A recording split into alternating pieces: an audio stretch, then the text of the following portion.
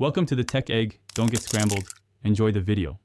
You begin by confirming the unlimited plan and adding 2FA for security. Once signed in, install the desktop client and mobile app so devices sync automatically. Next, pick a single primary sync folder and point the client there. This prevents scattered uploads and saves time. Make sure to set sensible upload limits to avoid saturating your network, and enable LAN sync when multiple local devices exist.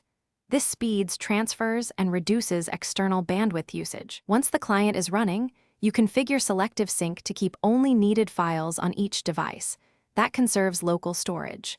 Then enable file versioning and client-side encryption so you can recover changes and keep data private. Make sure retention policies match your compliance needs and schedule regular incremental backups during off-peak hours. Finally, set bandwidth caps to prevent slowdowns and run a few test incremental syncs to confirm the behavior before moving large archives. You finish by validating uploads with checksums or built-in integrity reports and perform a full restore to confirm recoverability. Once verified, create shared links with expirations and limited access for collaboration. Make sure to log and audit shares. Monitor storage usage, billing alerts, and automated invoices so costs stay predictable. If sync stalls, clear the client cache, restart the service, and recheck permissions. This common fix resolves most stuck uploads within minutes. Thanks for watching. Consider subscribing if I helped unscramble your problems.